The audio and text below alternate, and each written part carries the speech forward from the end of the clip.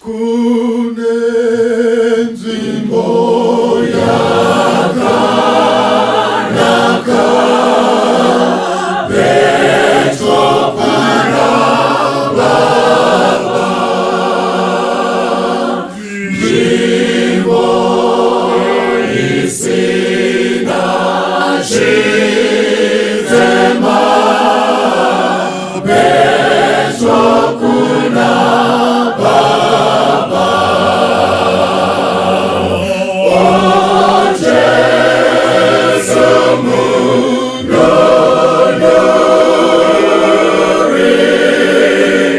makatuma pasi,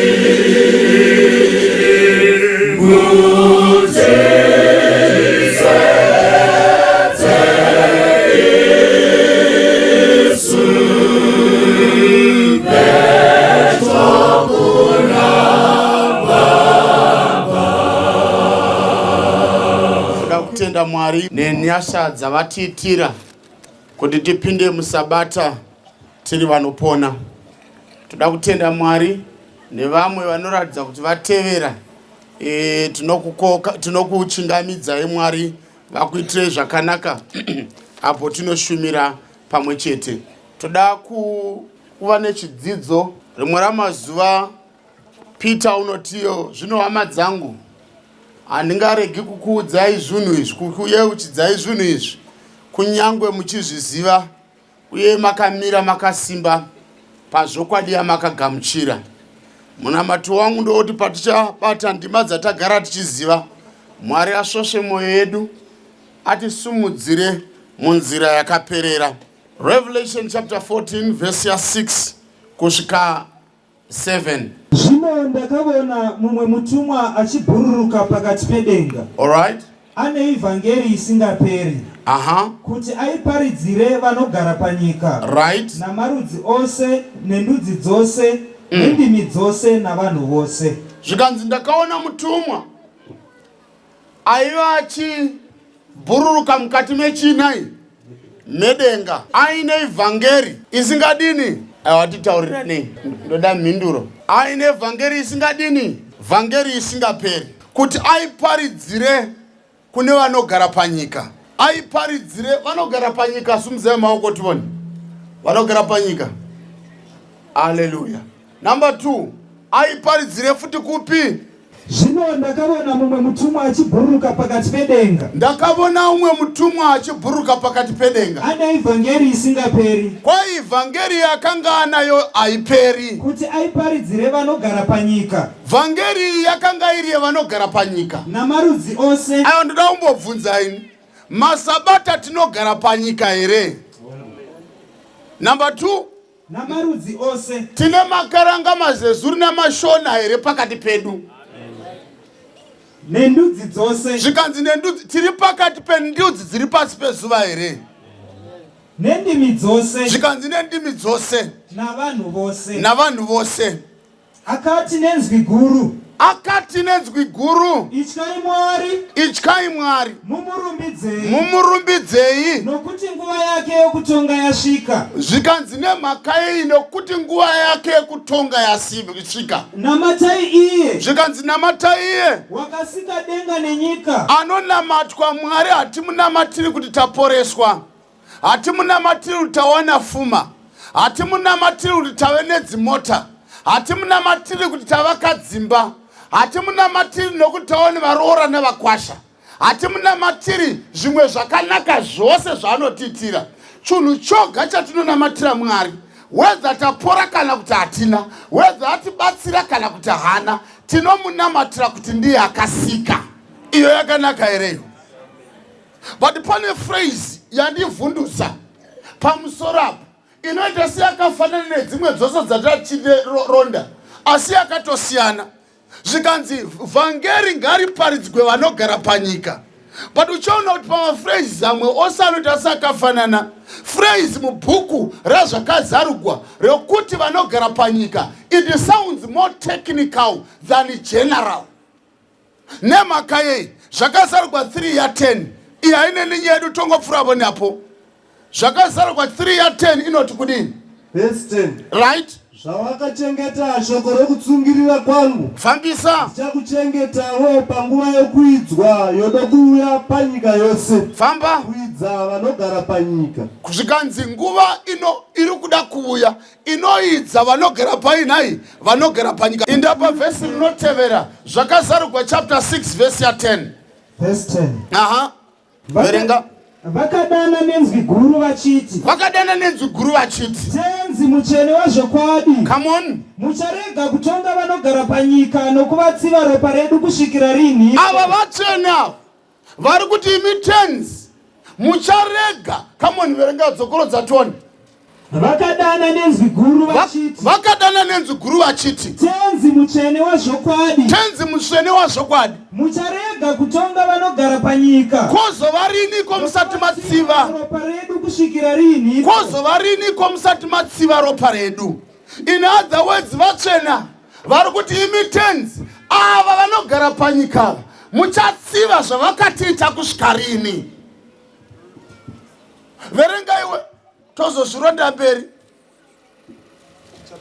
Chapter 13 verse 8. 13 verse 8. Vose vanogara panyika vachachinamata. Zvikanzi ava vanogara panyika chichoenda panotevera vachanamata chikara. Vanogara panyika vachanamata chikara. Vari kunzi vakanzi vaparidzigwe vhangeri ndeavo vanogara panyika. Ifi kana kuri kuti muna zvakazarurwa vanogara panyika, it's a technical term. Zvichireva vamwe vanhu vanopesana naMwari pakurarama nokubata kwavo. Verenga. Zvakazarurwa 17 verse 8. Right. Chikara chawavona chaivapo hachichipo. Choda kukwira chichibva mugomba rakadzika kundoparadzwa. Aha. Vanogara panyika vasina kunyorwa mazita avo mubhuku youpenyu kubva pakusikwa kwenyika. Vanogara panyika vasina kunyorwa mabhuku avo muzita reupenyu. Vanogara panyika vasina kunyorwa mazita avo mubhuku youpenyu. Kana ukatarira pose panoshandisiwa phrase yekuti vanogara panyika mukati mebhuku razvakazarurwa, zvinoita sekuti ndivo avo vari panyika, kunyange vakaona mukana wokuziva zvakavanzika zvevhangeri, kunyange vakaona mukana wokuparidzwa kwevhangeri ichipadzwa kwavari, asi vanopesana nezvarinotaura. Zvinogoneka here kuti isu tiri isu vanofanirwa kuenda nevhangeri, vazhinji vedu pakati pedu vanorarama savanhu vanogara panyika, vari venyika ivo pachavo. Adisiyana nayo ndeimwe zuva. Zvakazarurwa chapter 14 verse 6 na 7. Zvikanzi ndakaona mutumwa achibhuruka mukati medenga ane ivhangeri isingaperi kuti aiparidzire vanogara panyika. Zvikanzi akadaidzera nenzwi guru akati, ityai Mwari nokuti nguva yake yekutonga yasvika. Mwari atibatsire. Ecclesiastes chapter 8 verse 11. Kutongwa zvakusingakurumidzi kuvuya pamusoro pebasa rakaipa. Zvikanzi kutongwa zvakusingakurumidzi kuuya pamusoro pebasa rakaipa. Mwoyo yevanakomana vavanhu inotsungirira kuita zvakaipa. Munoziva kana kuri kuti kana kune nguva yataona mwoyo yavanakomana vavanhu navanasikana vavanhu vachitsungirira kuita zvakaipa, hakuna nguva inodarika mazuva edu. Kana Sodoma neGomora rakanga chiricho chitishi chedu patiri kuti uipi unofanirwa kusvika, naMwari mupenyu paSodoma neGomora takatodarika tikapfuura. Nemhaka yei paSodoma neGomora picture yatinosara tinayo varume vanoti tinoda murume apinda mumba mako, but iko zvino nekumhuka vanhu vasvika zvakuitika pamusoro penyika. Zvimwe zvinokunda ngoma kurira, zvimwe hazvitauriki pamberi pavanhu. Ndatarira musuno isu tongoziva kuti Mwari akagadzira jenda mukadzi nemurume period, vanhu vaviri ava. But iko zvino ukatarira vakomana vanhasi vanoti in the world there are about 100 genders. 100 genders sei isu chingori mukadzi nemurume. Iri kuhika zvakanaka here? Zvikanzi nengari yekuti kutonga zvakunononoka pamusoro pemabasa akaipa, vanakomana vavanhu vanotsungirira kuita zvakaipa. Ndoda kutaurirai vana vaMwari. Varipo vaMwari pano vekuti nyange mukati mamabasa vanoti kana mwana achida kupinda basa tanga wandida, kana uchida promotion tanga wandida. Nokuti vakaramba vachizviita Mwari achiramba akanyarara, vakafunga kuti Mwari akafanana navo. But Bible rinozoti pane imwe nzvimbo izvi zvinhu izvi wakazviita ndikaramba ndakanyarara ukafunga kuti ndakafanana newe. Zvino kutongwa zvakunononoka pamusoro pemabasa akaipa. Vanakomana vavanhu vanotsungirira kuita zvakaipa. Mwari haasi kumbotaura vanhu vari kure. Uri kutaura kuti nyange mukadzi wakaita kubata wakaroora, wakaita kubata chibharo, akangouya nekuda kwemimba, asi achiti uyu munhu ibhinya, wakandibhinya. Nekuti Mwari akanyarara, iko zvino varamu ukapindira.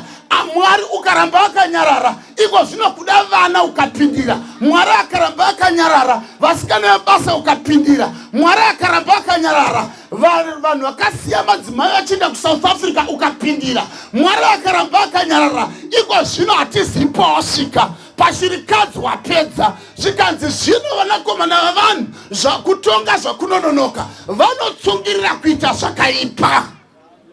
Ndoda kukuudzai vana vaMwari, ukaona Mwari akakunyararira, kunyarara kwake kuti kuda ungatendeuka, iri kuika zvakanaka here?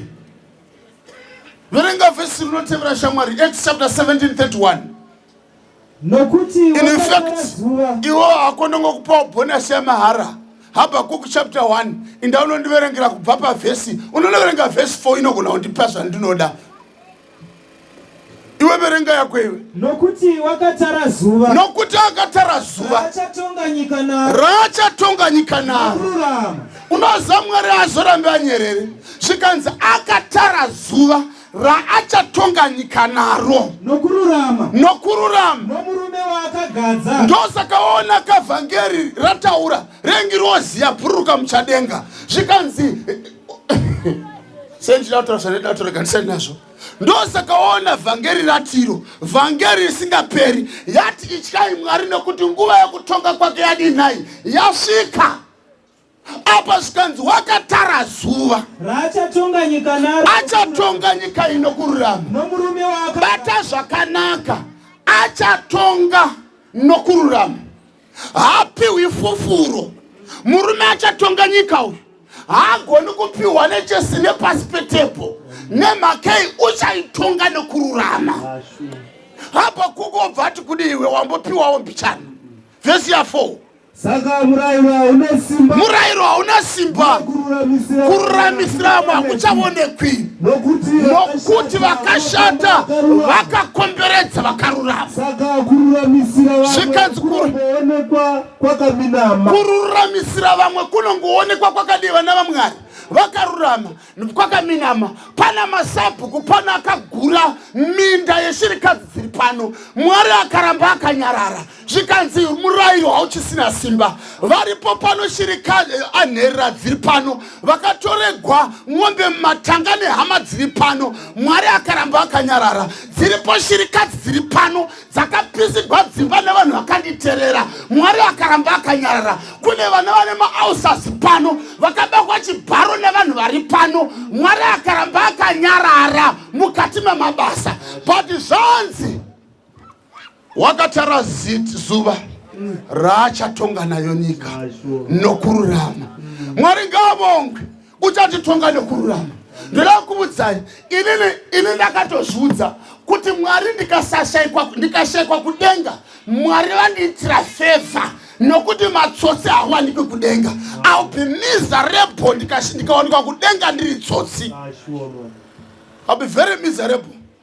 Kana ndiri mufundisi anopota achimbomumwa kadoro kuti ndiuye ndiparidze, I'll be very miserable nokuti chingopisa hachiwanikwi kudenga. Zvikanzi wakatara zuva vakomana, uchatonga nyika nokururama. Chinorwadza uyu uchatitonga akapfugama muropa rake.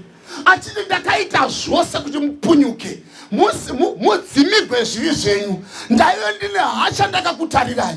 Pamaita zvose muchigocha zvonzi zviropa zvavana muchisina matumbu avana muchigocha semunogocha eng'ombe zvikanzi ndakaramba ndakanyarara ndikati Mwari zvikada vangatendeuka. Iwe verenga vhesi Mavesere 96 verse 11. ekaka Kudenga ngakufare. kudenga ngakufara Napasi ngapafare kwazvo. nepasi ngapafare kwazvo Gungwa ngaritinhire. zvikanzi negungwa ngaritinhire Nezvose zviri mukati nezvose zviri mukati madi zvidhambakuru matatya madzetse namagwereveshe zvikanzi namakarwe zvikanzi zviri pasi pazvo nemiramba ngazvifare. sango ngarive nomufaro. Zvikanzi nesango iri ratadai kusvibisa iri zvikanzi ngarive nomufaro. Nezvose zviri mukati maro. Zvikanzi nezvose zviri mukati maro. Ipapo miti yose yedondo ichaimba nomufaro. Iwa Pamberi paJehovha. inzwa Nokuti unovuya. zvikanzi pamberi paJehovha nokuti unovuya. Nokuti unovuya kuzotonga pasi. Zvikanzi chaari kuvuya ari kuvuyira kuzotonga pasi. Piksha yamapisarema haisi piksha yaMwari achiuya pasi poga, asi ndi piksha yaMwari achienda pamberi pechigaro chaMwari. Inobuda pachena taenda pana Dhanieri. Titosere vakomana zvikanzi uchauya kuzodini. Verenga zvakanaka phrase kupedzisira shamwari.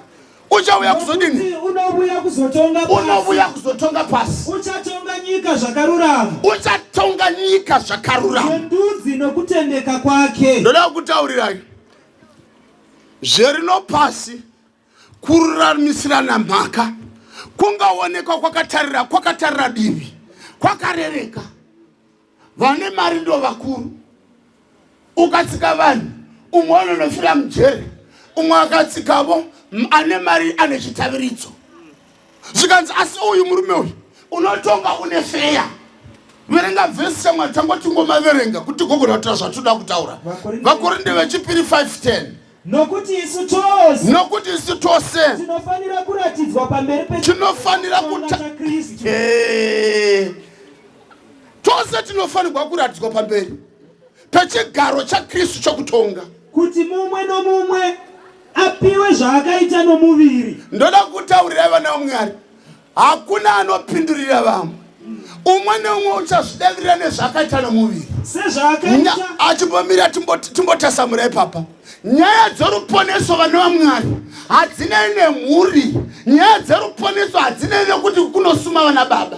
Ini ndinoshamisika kana vanhu voda kuponeswa kuti anoda mbonobvunza kumusha, ndoda mbonobvunza vamwene kuti ndopapatidzwa here. Asi pandakapita mbanje handina kuudza Akimu baba vangu kuti ndopita mbanje, handina kuudza Jona sekuru vangu kuti ndopita mbanje, handina kuudza vekwedu kuti ndopita mbanje. Ndakangomona mutsangana vashamwari vangu, handina kukonsauta. Pawakamitiswa hauna kunokonsauta mai. Zvongokurona paruponeso ndopaunoda kugarira dare. Kubvunza ndangoti ndipfuure nepo. Nyaya yekuponeswa vana baba, nyaya yekuponeswa vana mai, mazvake umwe neumwe unonozvidavirira pamberi paMwari sokubata kwawakaita. Hei, zvikanzi nemuviri wako. Kuna shirikadzi dzawana kuchonyewa nana Eridha mukati mechechi. Kongodaiwo inofira shirikadzi kudai nherera inongofira kungomupa chishanu mwana wavanhu wakwenywa mukati kungodi varume zvigumwe zvamaikwenya nazvo izvi zvanzi naMwari pamberi pedare rake tichazvidavirira. Apa hatipapunyuke apa zvatakaita nomuviri. Come on. Sezvaakaita kana zvakanaka Mwari ngavongwe tine zvakanakawo zvatakaita nemiviri. Amen. Ekaka pafeya pangotauke zvinovava nezvinozipa zviripowo.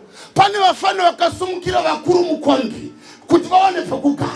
Pane vafana vasengera chembere macheya pano kuti vafambe zvakanaka vakabata mudonzvo. Zvikanzi pane vamwe vari pano vakasenga zvokudya zvakawanda kuti vazopa pamusangano vasinavo. Zvikanzi zvatakaita nemuviri wedu zvakanaka zvakaipa tichazvidavirira pamberi paMwari.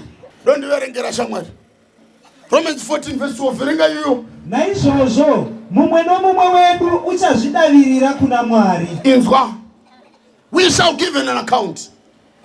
Nyaya dzedu idzi vakomana idzi unoona kana uchiona zviitika pane vana vakapedzisira varesigna mwana airida basa repachigayo chokwenyu but mwana akapedzisira arisiya nyangwe kumba kwakune shirikadzi yaidavo chokudya nechokupfeka nechokufusimira mwana akati zviri nani ndisiye nokuti izvi hazvichaitishi kune vakomana veng'ombe vakati yowekani ndapara yei kusvika asiya akati inini changu kufudza ng'ombe zvondoita nababa panopamba futi here akasiya basa zvikanzi tichazvidavirira we shall give you an account idzi nyaya idzi dzimwe dzinoita sedzakarova asi naMwari mupenyu human minds may forget but God will not forget. Verenga shamwari Matthew 12:36. Ekaka ndinoti kwamuri imi shoko rimwe nerimwe risina maturo rakarebwa navanhu inzwa unzwe mwana wamai zvanzi shoko rimwe nerimwe rakataurwa navanhu risina chi maturo amira ndoda kutaura rinoyera pa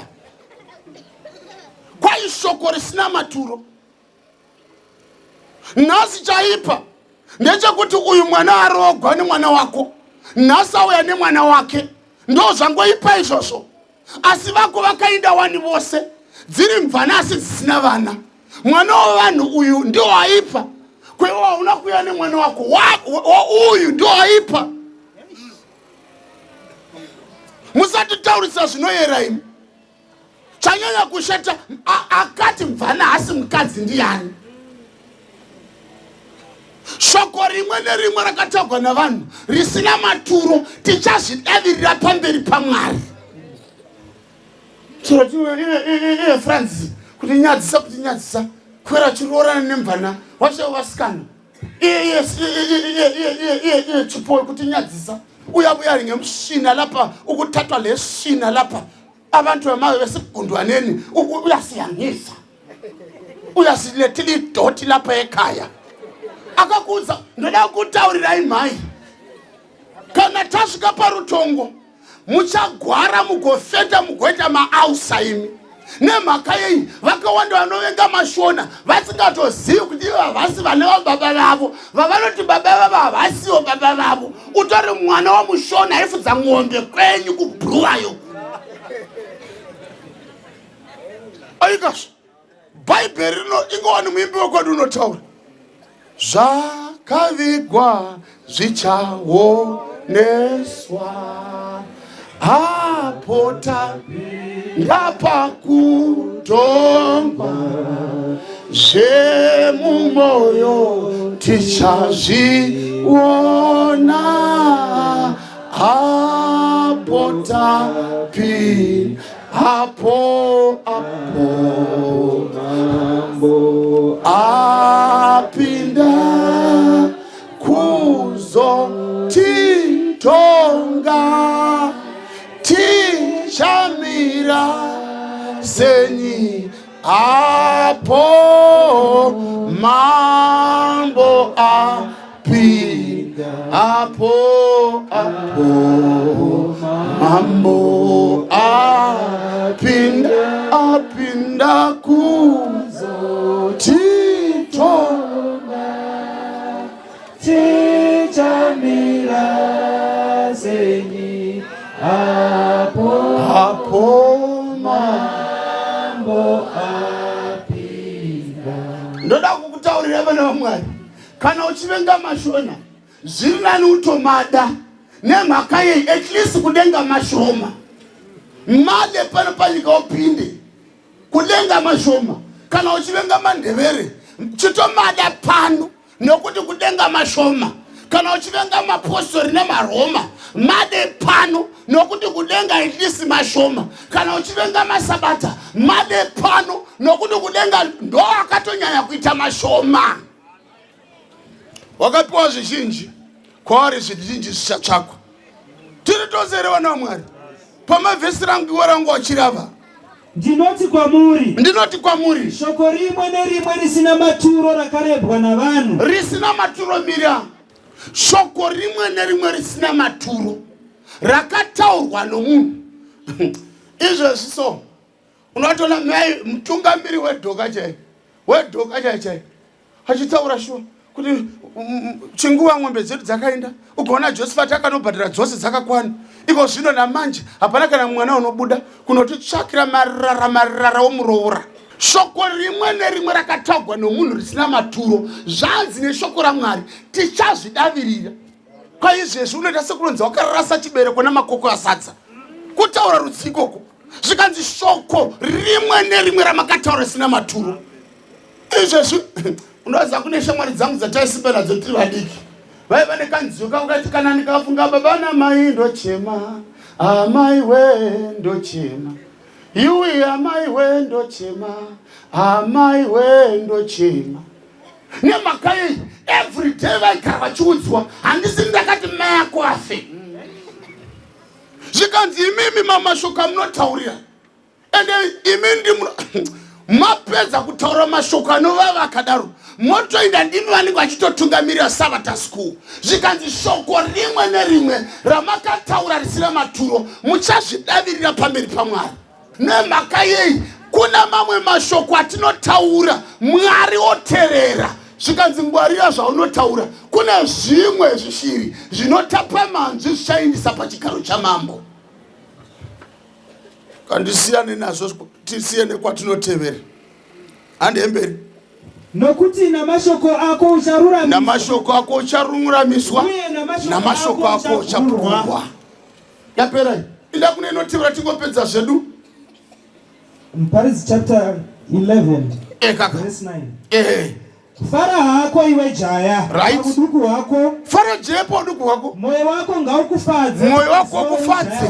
Aha. Famba nenzira dzomoyo wako. Napakuona kwameso ako.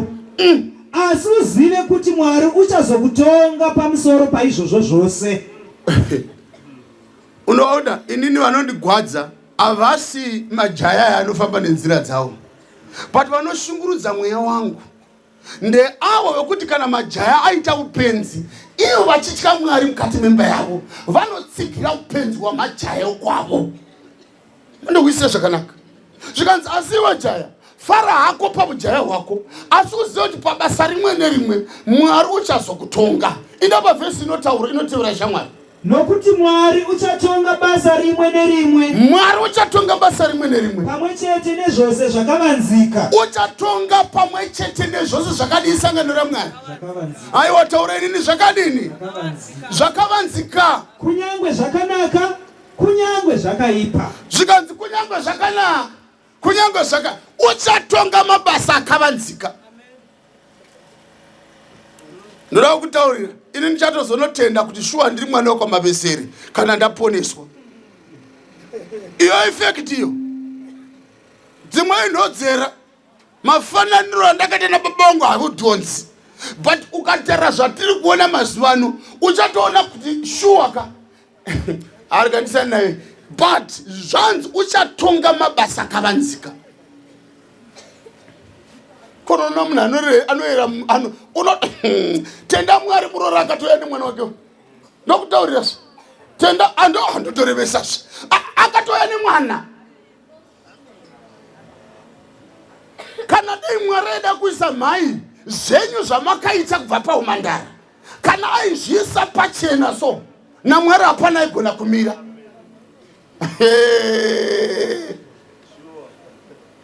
Dai maitoziva maitiya, dai maiziva henyu kuti kuda hasha dzaMwari dzakamukira pamwanakomana wenyu. Hasha idzi dzaMwari nengari yei? Nengari yekuti pakutanga chaipo wenyu murume ima hamuzvizivi, asi wenyu wamunofunga ndodangwira kahasi. Ene nengari yekuda kwemwoyo wenyu hamufi makazviziva. Saka muri kutopopotera muroora musingazivi kuti ne vamwe 5 vanotori vakatozorogwavo sekurogwa kwakaitwa muroora uyu. Saka murume wenyu manje makapiwa muroora akadai zvikada kuti Mwari amurangaridze kuti une vamwe vanawo. Tarira mwana uyu wakauya nemwana wake akatochengeta mwana wake. Ko iwewo sei ucharipinda sei denga une vana vari musango vausingachengeti? Munhu akasikwa nemufananidzo waMwari unoti handichengeti mhuka pamba pangu. unoisa mbwa iwe. Mwana uyu akazvarwa akakontributa chii pakuzvarwa kwake? Dei wakanga uriwe waingafara here uchinzi handichengeti mbwa pano? Akungovhunza zvikanzi asi Mwari haazorambe akatarira akaramba akanyarara, haazorambe akanyarara.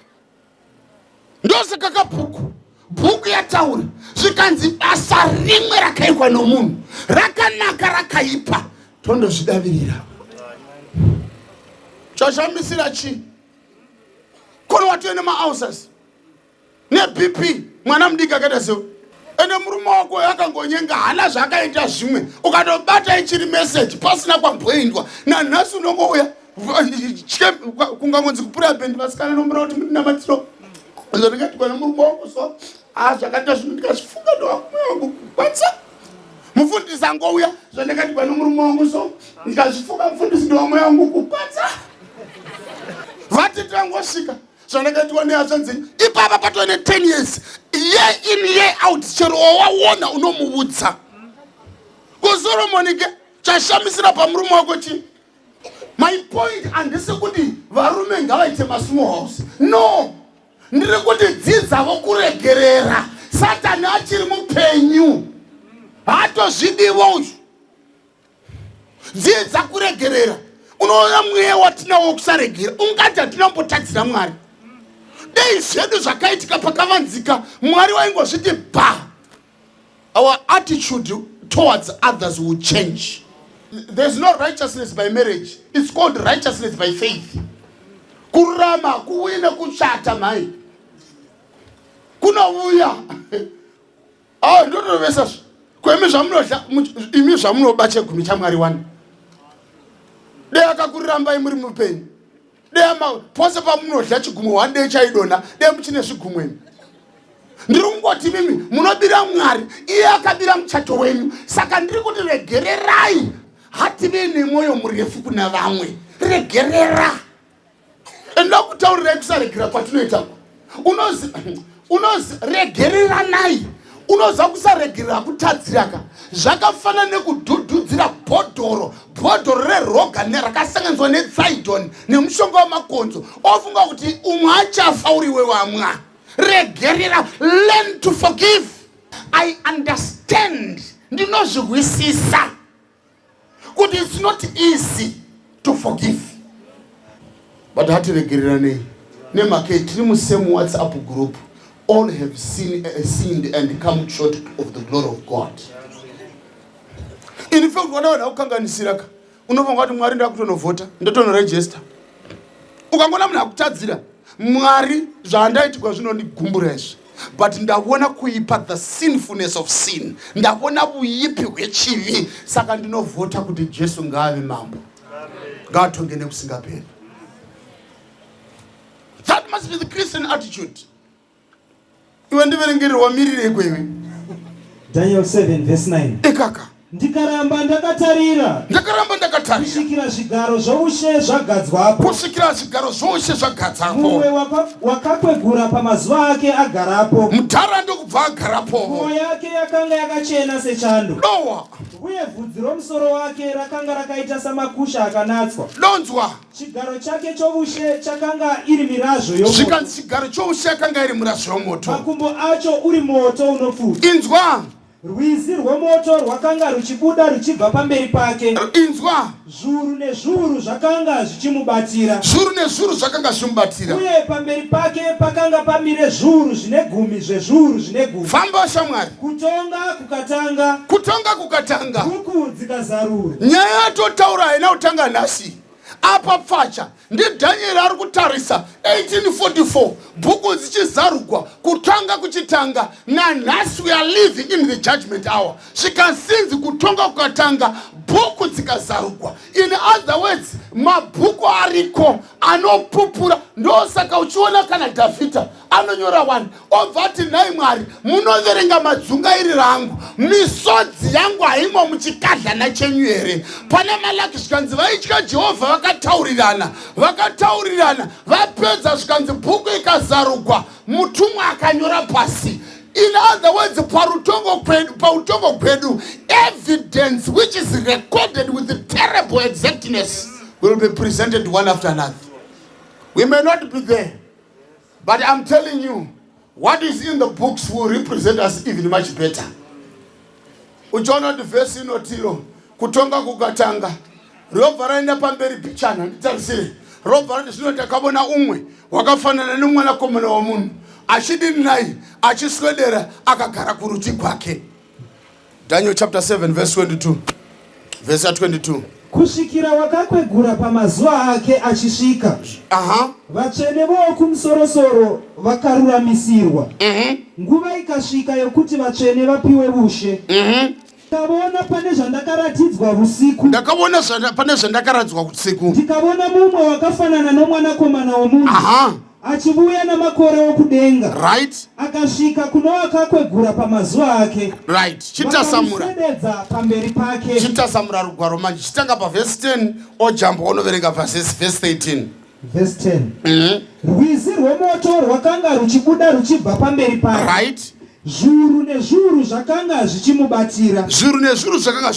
Uye pamberi pake pakanga pamire zviuru zvine 10. Nezviuru zvine 10.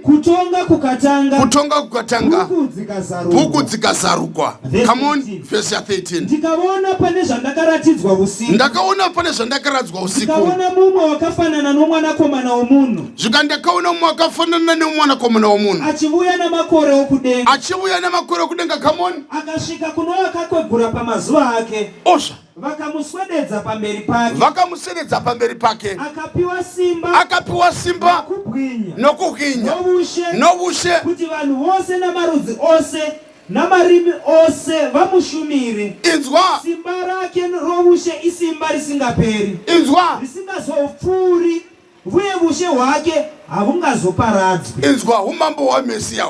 Yes. Na uchicha taona zvikanzi kutonga kwakatanga, bhuku dzikazarugwa, zvikanzi taudzwa pokutanga, zvikanzi takaona mukuru wamazuva, zvakazarugwa kuti he is the ancient of days. Achibvira kuna Mwari Baba, mukuru wamazuva.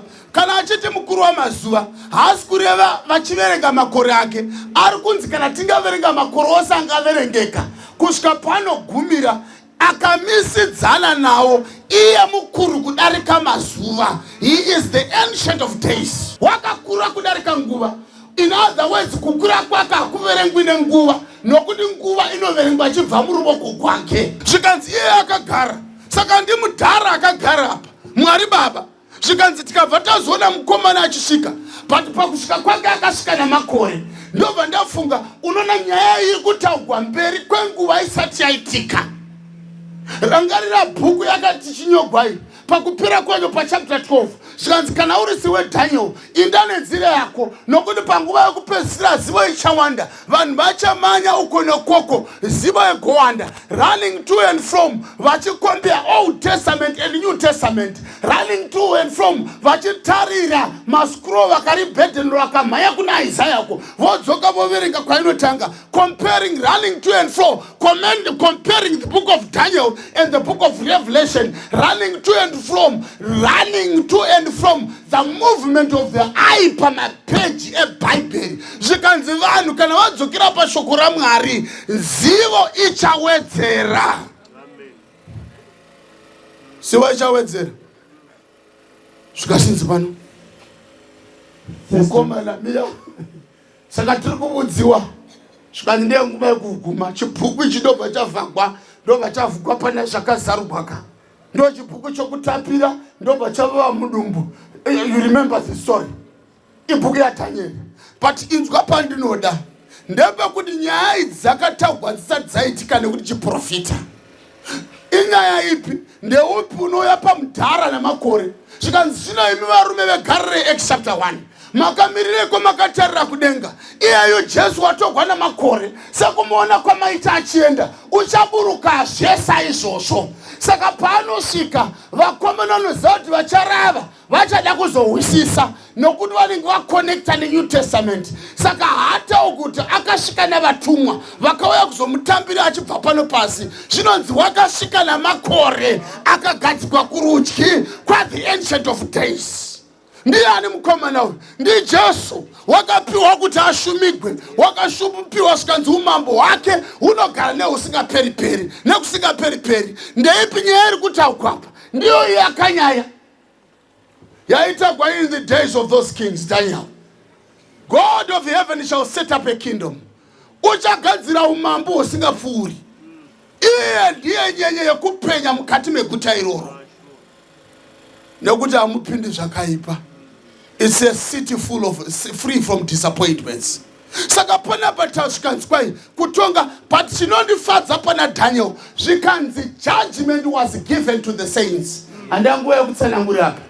But hatindei pamberi iwe wanotaurira kuti sei kwai vapedza kutonga asi kune vamwe vanofangwa kuyera vaona kuti kutonga kwomukuru kwakarurama here.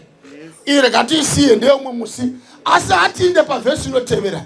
Vana vaMwari, ndoda kuti mundinzwise tichinje giya. Pose pandandiita sendinoshaudha kutaura chokwadi.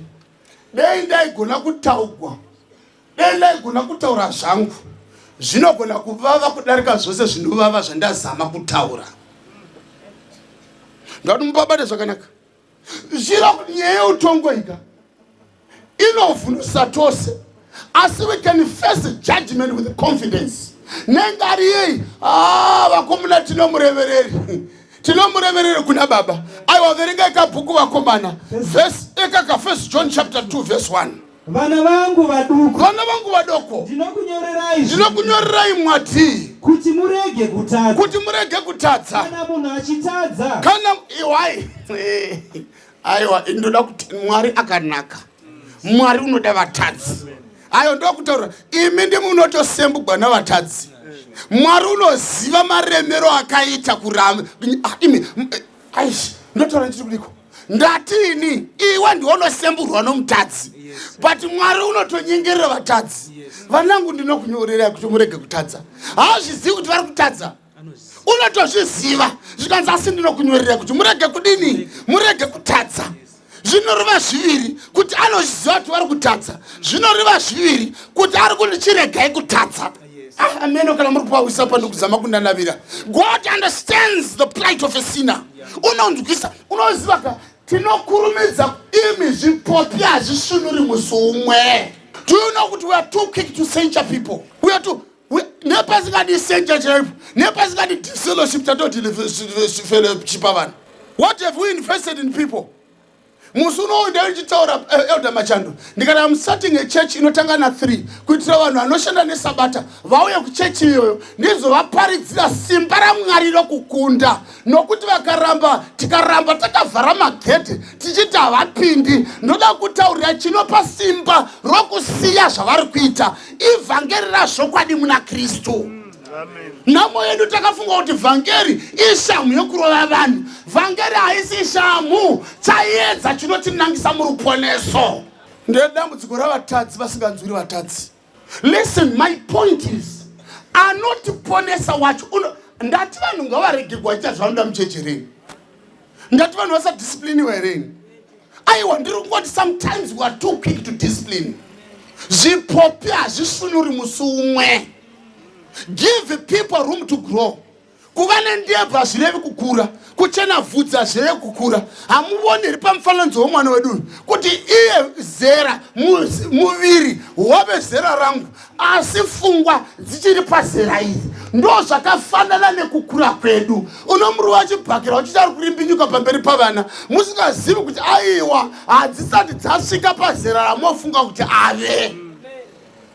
This is a sure testimony. Yekuti be kind with each other.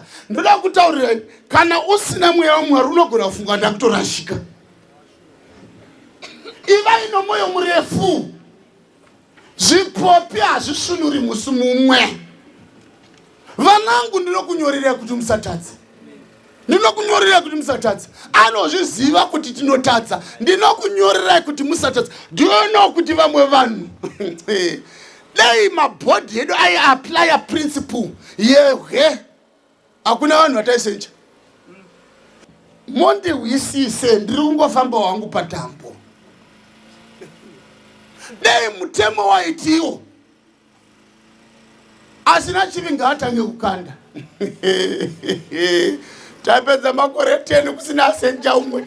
Nokuti mufundisi wacho kutanga naye takamuona pa filling station achitoira petrol nomusi weSavata. Akanga asingazivi kuti uchaida mangwana here. Kakusi kurivhuna. Elder wacho hatina kuona mchitenga neSavata newspaper imi. Chazo chamizikira pachi. My point is, church haisi shamu yokurova vanhu. Church is the theater of salvation. Chipatara chinotenda vanorutsa kuti vapinde torapa vodzokera kumba. Vane gwirikwiti vapinde torapa vodzokera kumba. Ndoda kuudza, ukasandibata zvakanaka unosara wakarashika. Ene usazojustify kuti ndataura izvozvo kuti ufunge ini ndikutorevesa. Iva ino moyo murefu. I'm not more concerned nekusenja mwana apumitisa pachurch. I'm more concerned because ndotoziva kuti kana amitiswaso anofunga vanhu vachimuona akabata chitanda chimbisa. Imi. Havasi vose vana vedu vakamitiswa vekuti Mwari pachake tikamugadzika mubhodhi aisumudza ruoko kuti ngavasenjwe. You don't know what these girls have gone through. You don't know, you have no idea. You have no idea. Vamwe vachona so nanhasi atiziva nababa vavo kuti ataure so. Ataure kuti ndakamitiswa nani, hatauriki mani munhu uyu. You may laugh all you want, but it makes my heart bleed. You don't know their story. Nanhasi so nzikona musamubvise pasi peshamu. Musamubvise pasi peshamu. Musamubvise pasi peshamu. Kusvika taziva kuti baba vacho ndiani. You don't know their story, man. Hamuzivi rungano governor. Ndatini vanhu vakaita musika wamuchechi wasasejwa hereni. Ndiri kuti be more concerned nekudzora mwana pana Jesu nokumutsigira. Sata semuhedheni. Mwana wako ndiyatenga mitiswa.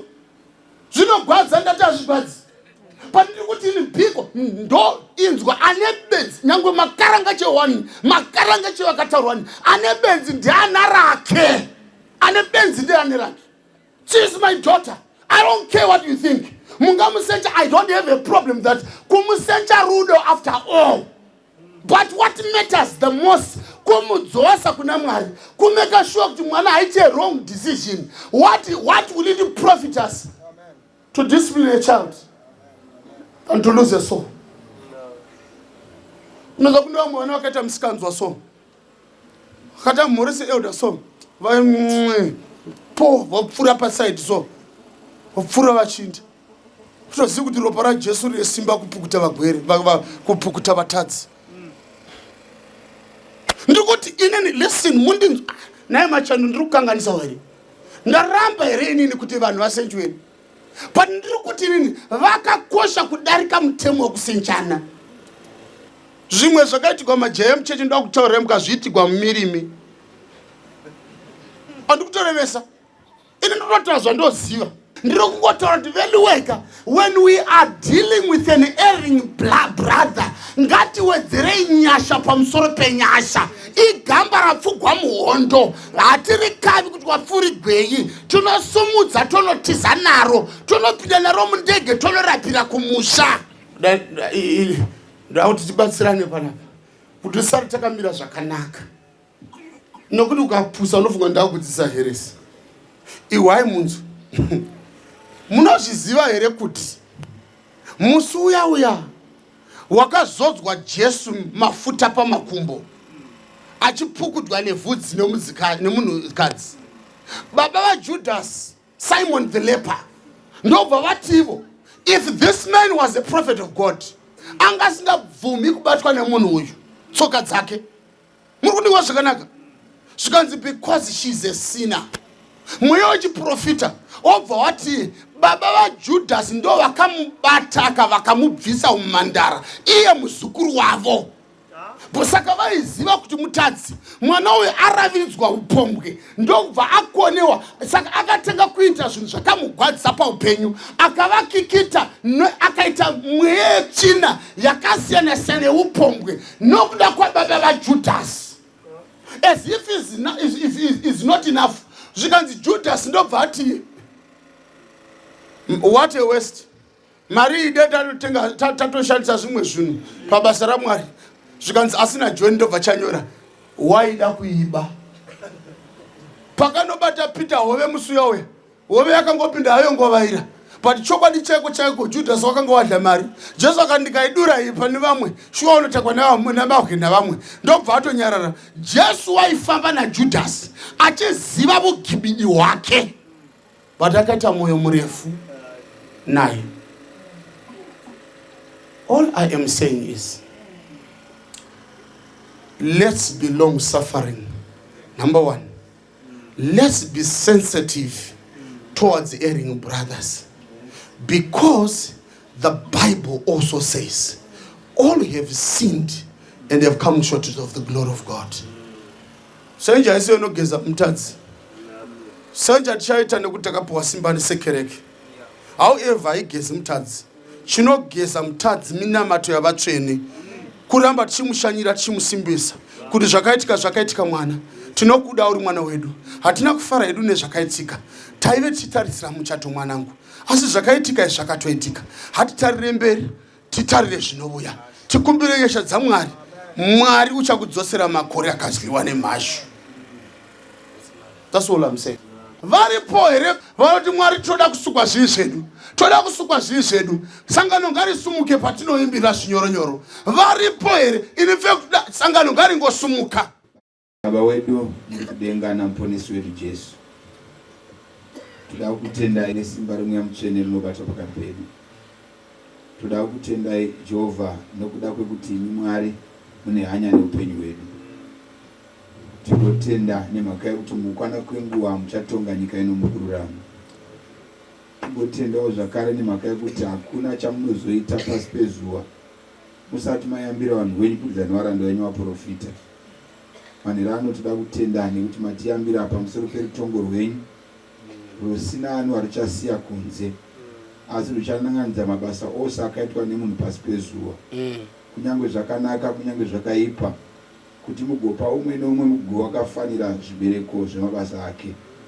Tiri pano manherano tasimuka netsoka dzedu, tose takatadza kusvika pakubwinya kwaKristu Jesu, asi tinokutendai nekuti hamuna kusiya munhu ari mukati megomba rekuparara, asi makapa Jesu semukuti azarure mukana wekuti ani naani anotenda arege kufa asa noupenyu husingaperi. Naizvozvo kana motonga nyika muchatarira nekukoshesa awa neukama naJesu. Kana munhu achinge atenda muna Jesu agashira shoko renyu, haachapindi mukutongwa asi akupinda muupenyu husingaperi. Saka manherano Jehovha wokudenga tasimukira nyaya iyoyo kuti gamuchiraiwo kurevesa kwemwoyo yedu. Mutigamuchire mukati momambo wenyu, mutipowo simba rekuramba tichirarama zvinofadza imi. Hatikanganwe Jehovha kuti upenyu hwedu takakutadzirai. Pane zvimwe zvakatiwisira pasi. Kune vamwe vane shungu dzemwoyo, kune vamwe vane mwoyo yakaputsika nokuda kuti wakafunga zvawakaita vanoperwa netariro. Asi tinotenda nemhaka yekuti kwamuri kune kuregera kuti vazhinji vakutyei. Toda kutenda nevana venyu vauya pamberi penyu, imi munoziva chasimudza umwe neumwe. Pataurwa shoko renyu ranobaya imwe nzvimbo mukati memwoyo yedu, vana venyu vakatirimuka vakauya pamberi penyu, vari kupupura utera hwavo hwekuti havana simba asi ndimi une simba. Saka Mwari wokudenga, gamuchirai umwe neumwe wavo nepaanoda, mugopa umwe neumwe zvakafanira kukumbira kwake. Pane vamwe varipo zvino vachiri mukati nomupato wakusarudza kuti wopinda here murubhabhatidzo. Dzimwe nguva vari kunyara vanhu, dzimwe nguva vari kuti zvazvina chiremerera kubhabhatidzwa, asi dzamisaiwo kamudangariro dzedu even nguva dzekurara. Tinzwise kuti zviri nani tisekwe nenyika asi chifadza Mwari. Zviri nani vanhu vazhinji vaite mibvunzo pamusoro pesarudzo yedu, asi imi Mwari kudenga mafadzwa nezvataita. Chiwapaiwo chivindi chekuti wazadzikise sarudzo yavo wasvike mukubhabhatidzwa muzuva ramangwana.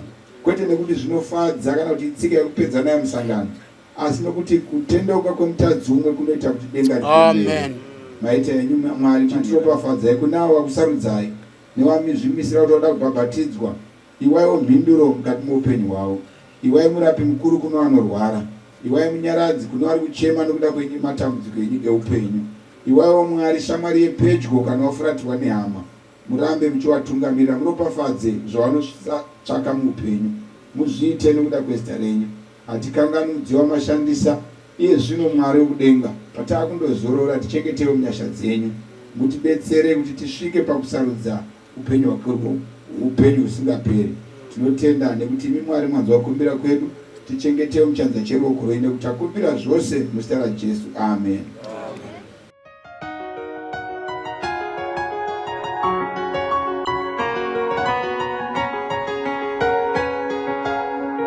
Sizo hamba sisia ezurini ekaya liga baba.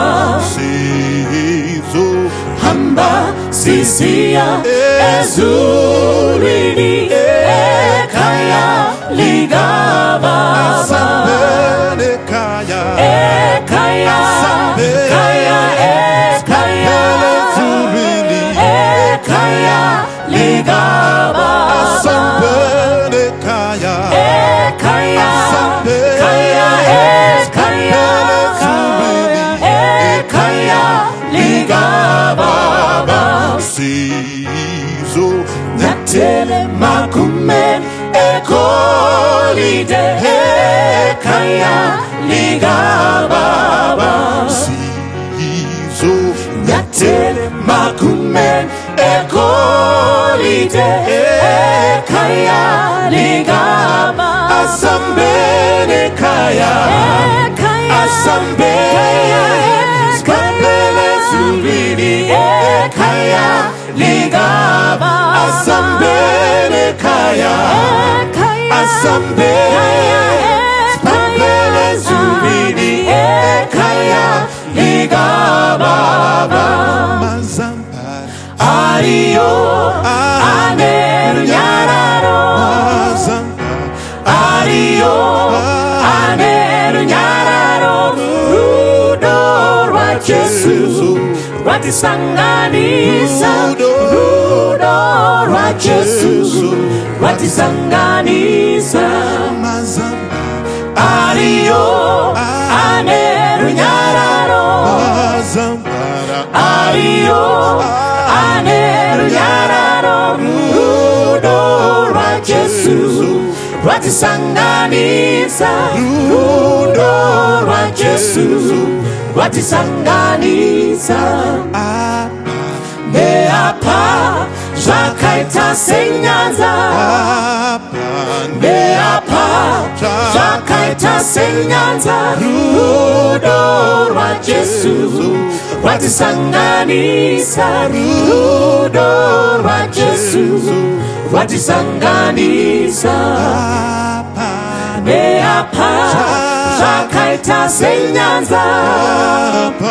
Neapa zvakaita senyanza. Rudo rwa Jesu rwatisanganisa. Rudo rwa Jesu rwatisanganisa.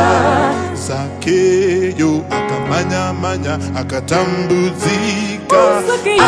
Achida kuona Jesu akakwira mumuti. Achida kuona Jesu akakwira mumuti. Zakeyo akamanya akatambudzika. Achida kuona Jesu akakwira mumuti. Achida kuona Jesu akakwira mumuti. Zakeyo kaseka kutsika kumba kwako ndojana. Achida kuona Jesu akakwira mumuti. Achida kuona Jesu akakwira mumuti.